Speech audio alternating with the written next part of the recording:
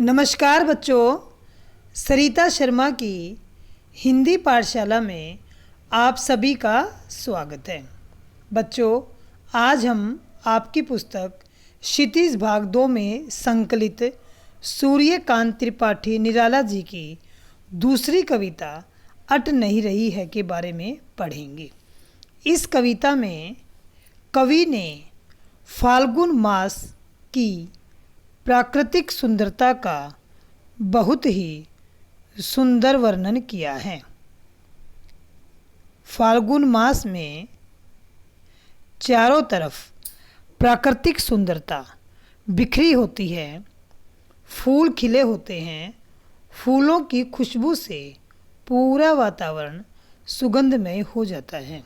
तो देखते हैं कवि ने अपने इस कविता में किस प्रकार से प्राकृतिक सौंदर्य का वर्णन किया है। कविता का नाम है अट नहीं रही है, जिसका अर्थ होता है बच्चों समा नहीं रही है। जिस प्रकार से मान लीजिए, सामान्य अर्थों में मैं इसका आपको अर्थ बताती हूँ। आपके पास कुछ दूध है या चाय है और आप कप में उस चाय को डालते हैं और वो चाय ज़्यादा है, तो आप क्या कहोगे कि ये चाय तो इस कप में आ नहीं रही है, यानी समा नहीं रही है। तो अट नहीं रही का मतलब है समा नहीं रही है, यानी फाल्गुन मास का जो प्राकृतिक सौंदर्य है, जो प्राकृतिक सुंदरता है, वो बहुत ज़्यादा है, वो इस धरती पर समा नहीं रही है। कहने का तात्पर्य कि फाल्गुन मास की सुंदरता अपार है। कवि कहते हैं अट नहीं रही है आभा फागुन की तन सट नहीं रही है। इन 3 पंक्तियों का एक ही अर्थ है कि फाल्गुन मास की सुंदरता समा नहीं रही है। कहीं सांस लेते हो, घर घर भर देते हो, उड़ने को नभ में तुम पर पर कर देते हो, आँख हटाता हूँ तो हट नहीं रही है। कवि कहते हैं, अब सबसे पहले मैं आपको बता दूं कि ये जो कविता है छायावाद की कविता है, और छायावाद की कविता की एक विशेषता होती है कि कवि जो है मन के भावों को प्रकृति के साथ जोड़कर प्रकट करते हैं और मानवीकरण अलंकार का भरपूर प्रयोग करते हैं। तो यहाँ पर जो कवि ने कहा है कहीं सांस लेते हो, अब कवि के मन में ईश्वर के प्रति है, क्योंकि जो प्रकृति है वो ईश्वर की देन है। तो यहाँ दिखने में कवि फाल्गुन मास को कह रहे हैं कि फाल्गुन मास जब सांस लेता है तो घर घर भर देता है, यानी अपनी खुशबू से पूरी धरती को सुगंधमय कर देता है। उड़ने को नभ में तुम पर पर कर देते हो। देखो बच्चों, इसमें कवि फाल्गुन मास को भी कह रहे हैं और कवि ईश्वर के प्रति भी कह रहे हैं कि ये जो रचना है, जो प्राकृतिक सौंदर्य है, वो ईश्वर की देन है। तो हम फाल्गुन मास को लेते हैं यहाँ पर कि जब फाल्गुन मास सांस लेता है तो पूरी धरती पर खुशबू बिखेर देता है। और पर का अर्थ है यहाँ पर पंख। जब इंसान बहुत खुश होता है तो कहते हैं इसके तो पंख लग गए और ये हवा में उड़ रहा है। जब उसके अंदर उत्साह होता है, उल्लास होता है, तो ऐसे कहा जाता है। तो फाल्गुन मास में इतनी मस्ती होती है, इतना उन्माद होता है कि मनुष्य का मन जो है आकाश में उड़ने को करता है। तो कवि क्या कहता है कि फाल्गुन मास जब सांस लेता है तो धरती पर चारों ओर सुगंधित वातावरण का निर्माण कर देता है, खुशबू फैल जाती है और मनुष्य इतना मस्त हो जाता है, इतना उल्लास में भर जाता है कि आकाश में उड़ने को मन करता है। आँख हटाता हूँ तो हट नहीं रही है। कवि कहता है मैं इस सौंदर्य से आँख हटाने की कोशिश करता हूँ, लेकिन वह हट नहीं रही है। क्यों नहीं हट रही है कवि की आँख? क्योंकि प्राकृतिक सौंदर्य है वो अपनी तरफ आकर्षित करता है। सहृदय जन, यानी हम सभी सहृदय जन हैं, और कवि तो प्रकृति प्रेमी भी है। कवि सहृदय जन भी है और प्रकृति प्रेमी भी है। तो उनकी आँख फाल्गुन मास के सौंदर्य से कैसे हट सकती है? वो लगातार उस सौंदर्य को देखे जा रहे हैं। एक चीज़ और भी हो सकती है बच्चों कि कवि एक जगह से आँख हटाता है तो दूसरी तरफ भी प्राकृतिक सौंदर्य है, फूल खिले हुए हैं, पेड़ों पर रंग बिरंगे पत्ते आए हुए हैं, कहीं हरे हैं, कहीं पीले हैं, कहीं लाल हैं।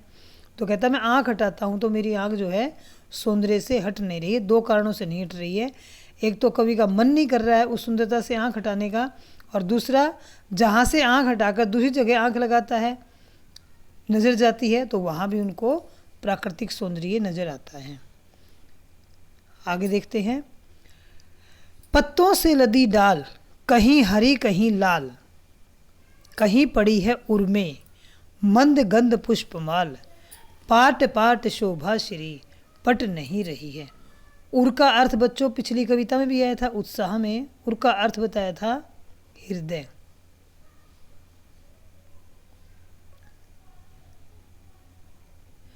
पत्तों से लदी डाल, जो पेड़ों की टहनियाँ हैं वो पत्तों से लद चुकी हैं, और वो पत्ते कैसे हैं, कहीं हरे हैं कहीं लाल हैं, और ऐसा लग रहा है कई जगह तो कि कुछ बेल होती हैं, लताएं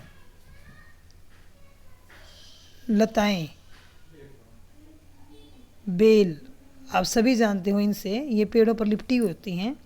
तो इन बेल पर, इन लताओं पर रंग बिरंगे फूल आए हुए हैं और ये पेड़ों पर हैं।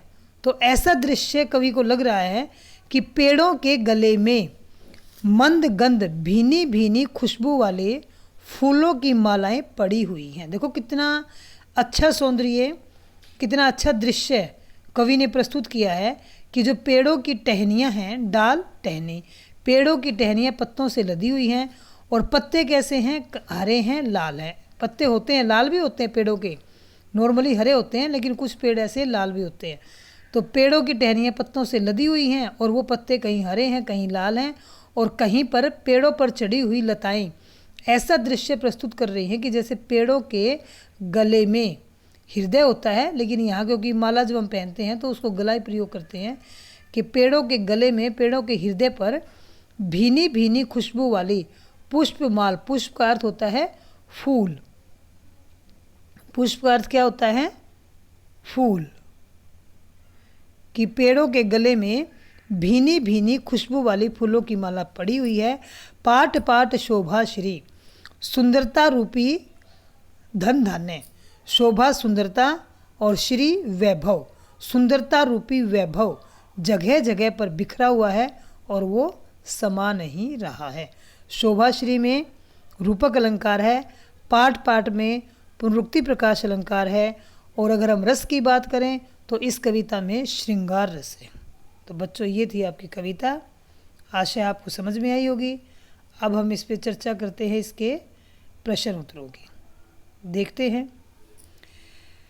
पहला प्रश्न है बच्चों, छायावाद की एक खास विशेषता है अंतर मन के भावों का बाहर की दुनिया से सामंजस्य बिठाना। मैंने आपको पहले ही बताया था, और ये कविता छायावाद की कविता है। कविता की किन पंक्तियों को पढ़कर यह धारणा पुष्ट होती है, यानी ऐसी कौन सी पंक्तियां हैं जिसमें लगता है कि कवि ने अपने मन के भावों को बाहर की दुनिया से तालमेल बिठाया है, उनके साथ जोड़ा है। तो वह तो पूरी कविता ऐसी है, लेकिन फिर भी अगर 2-3 पंक्तियों की लिखने की बात आती है तो हम लिख देते हैं। कहीं सांस लेते हो घर घर भर देते हो, उड़ने को डब में तुम पर पर कर देते हो, ये आप लाइनें लिख सकते हैं, बस यही बनती हैं मेन। तो बाकी तो पूरी कविता ही ऐसी है, लेकिन पंक्तियां लिखने की बात आए तो आप ये 4 पंक्तियां लिख सकते हैं।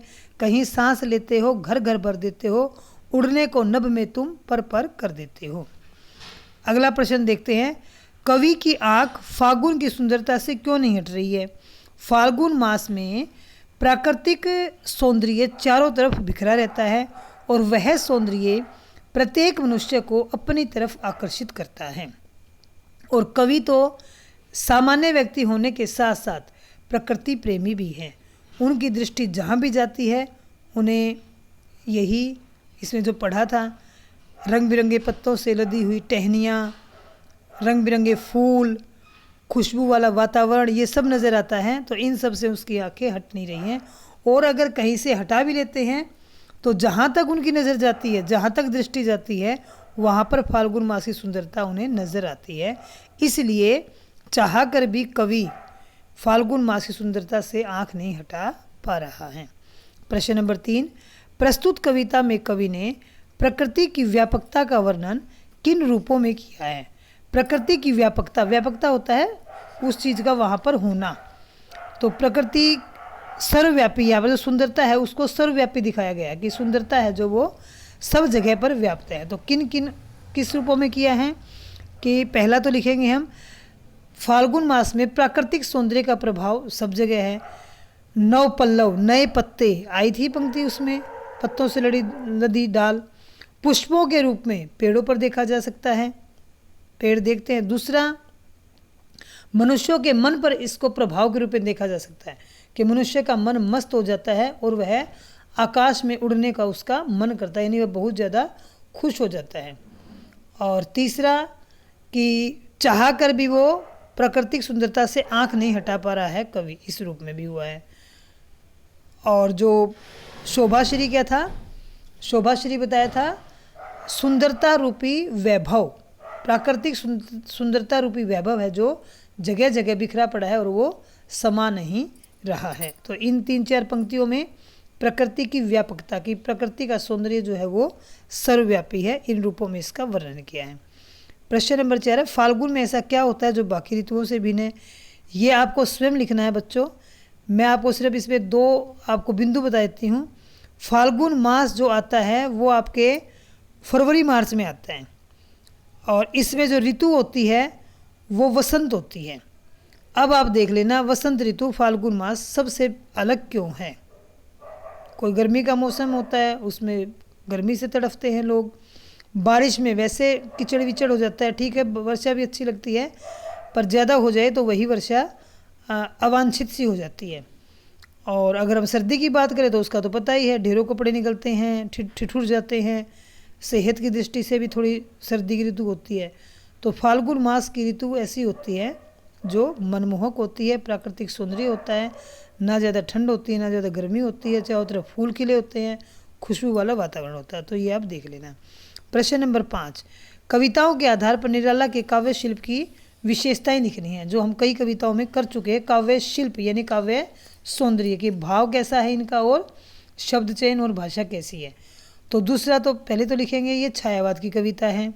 उसके बाद तत्सम तद्भव शब्दों से युक्त ये हिंदी भाषा का प्रयोग किया गया है, और श्रृंगार रस का प्रयोग है इसमें। हालांकि नायक नायिका नहीं दिखाए हैं इसमें, लेकिन अगर हम रस की बात करेंगे तो इसमें रस जो आएगा वो श्रृंगार रस ही माना जाएगा।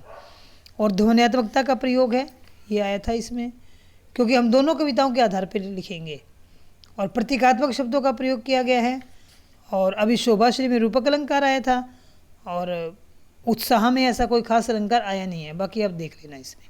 तो बच्चों ये थे प्रश्न उत्तर, आशा आपको समझ में आ गए होंगे। आप वीडियो को लाइक कीजिए, शेयर कीजिए, सब्सक्राइब कीजिए। अगली वीडियो हम जल्दी लेकर आएंगे, तब तक के लिए सभी को नमस्कार।